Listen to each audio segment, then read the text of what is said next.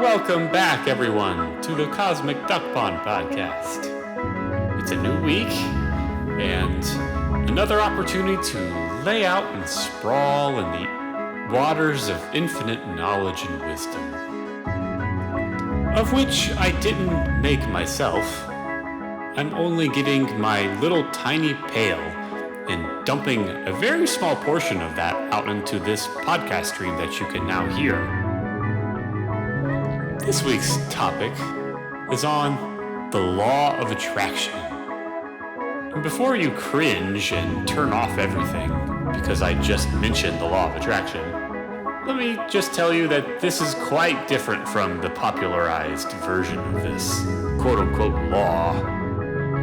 I refer to the phenomenon that we tend to be attracted to things in the world that bring us closer to a state of wholeness within ourselves. Imagine you are just a particle in the universe, and you tend to migrate towards things that have the highest affinity for the things that you carry along inside you. And in this exploration of our desires, we may bump into some resistance, a force that challenges us. And we need these challenges in order to learn the lessons and to overcome the karmic history that we've inherited through the generations. Where the old model of the law of attraction centers around the desires of the ego and what we can manifest for the ego, this version of the law of attraction centers around the desires of the universe and the path that the universe has laid out for you. This intro music is not fooling around. Bring on the distortion.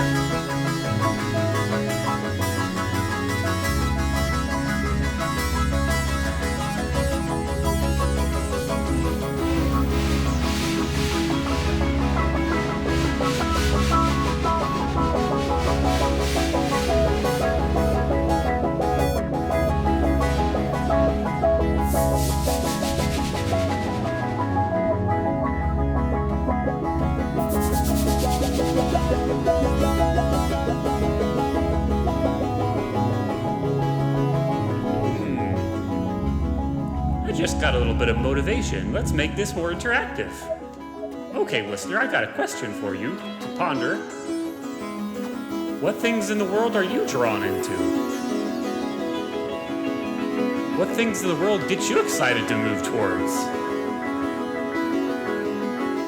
And what is it that's moving you towards? Is it a darkness? Is it a running away from the darkness that moves you away from something?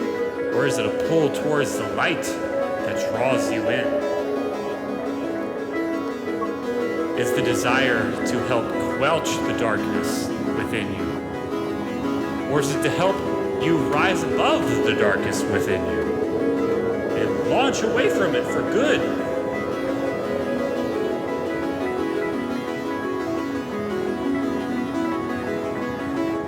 All things to ponder as you enter this expansive, potentially challenging, cognitively, episode of the Cosmic Duck Pond. I hope you enjoy it. Farewell. I'll see you next time.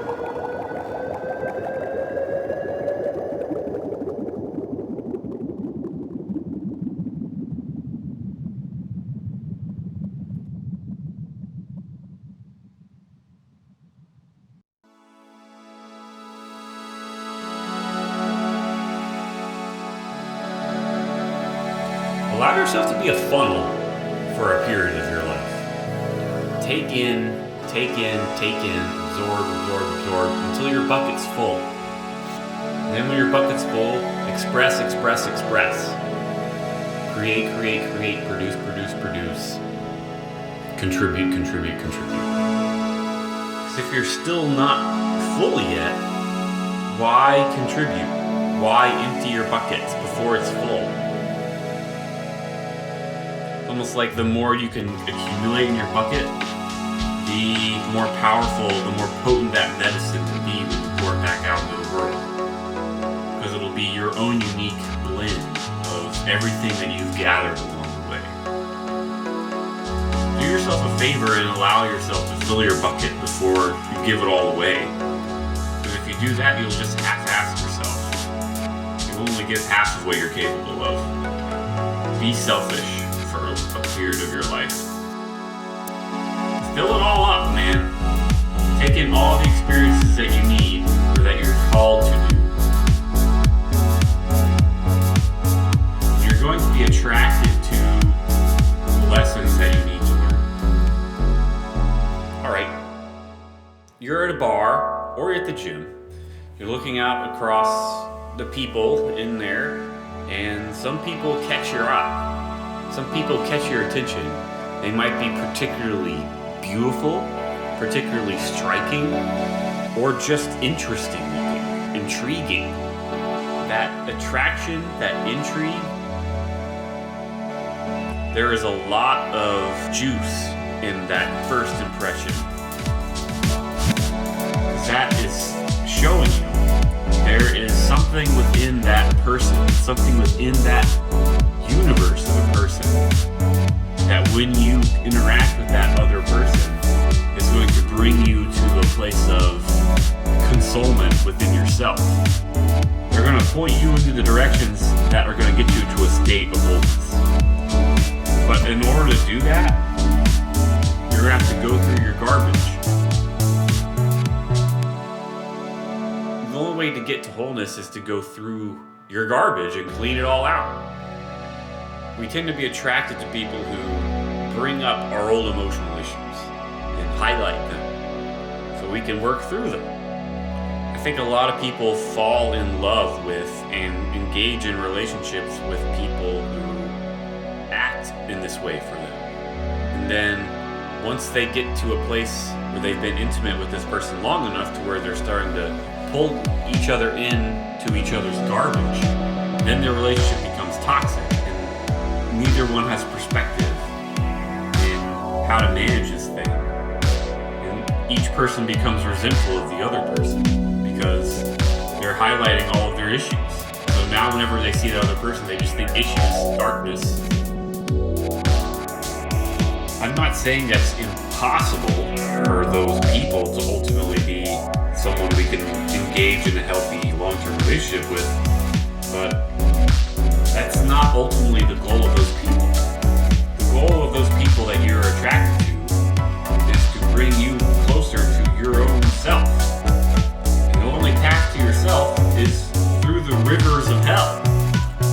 You have to face the demons that are blocking your path, or else you'll never get there. And once you've faced all your demons head on, once you've worked through all those negative emotions you've been holding since childhood, you cease to be attracted to the other person. In fact, you probably cease to be attracted to almost everyone, unless you still have more lessons to learn. You'll only be attracted to those who will bring you to the experiences that you need as a person to become fully yourself. If there's any blind spots in your being, you'll be attracted to people that will highlight those blind spots. That's why I believe relationships are innately challenging. You know, if you're actually engaging in relationships with people you're attracted to, then you're going to come face to face with the skeletons in the closet, or the things you've been overlooking in yourself that you've been glossing over, or that have just been totally blind to you altogether.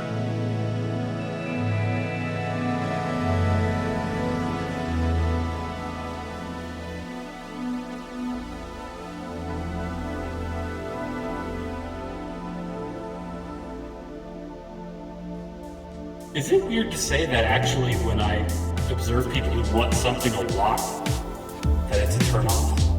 If they have a weird obsession about something, I mean, it's good to know what you want as a person. That's a mark of a confident person who knows themselves. You know what you want. But how do you go about getting what you want? That's the key. If you're really forceful about it, or almost kind of needy, then it's a turn-off. But if you're respectful about it, accepting about it if it doesn't work out, that seems to be a better option, a better way to express desire in this world. It almost feels like a game sometimes, especially when it comes to sex and relationships. Like desiring another person almost just kind of seems like a game. It's just a game to play with another person. It's like, ooh, I want you. But do you really? or are you just flirting because it's fun? Do you really want them? I think most people, if they step back, they realize, no, I actually don't want them. I just like having fun with people. Because flirting is fun. It's cute, it's silly. It's a game. But as soon as one of the other person actually truly wants the other person, then it becomes sticky and toxic. Right? Oh, it's all about accepting. Instead of seeking things in this world that you want, just accept things that come to you. It doesn't mean you don't go out and try to make things more accessible by putting yourself in the right situations. But you don't go like, you don't go after it and try to make it happen. If you do, you're imposing a very violent force upon the world, and the world's going to recoil back at you. You're actually going to dissipate people away from you. You're going to push people away because you're too forceful with your wanting.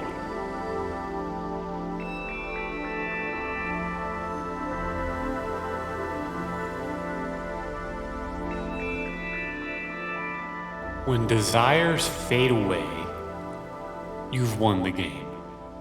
You've answered all the calls of the universe.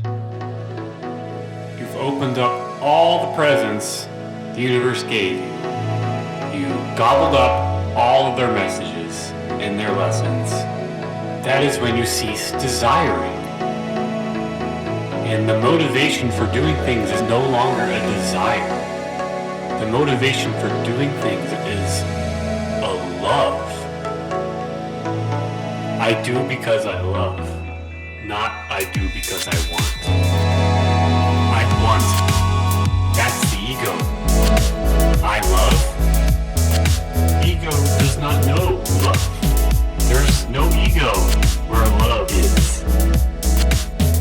When you look out upon the world and everyone you see is uniquely and equally beautiful in their own way, you acknowledge everyone's beauty and you're not attracted to any of them. That's how you know you've gotten to your center, your balance point, your wholeness point. When you stop wanting, when you stop getting drawn into people, when you stop getting drawn into situations, you stop getting drawn into relationships that lead you down the same path, that is when true self emerges full light.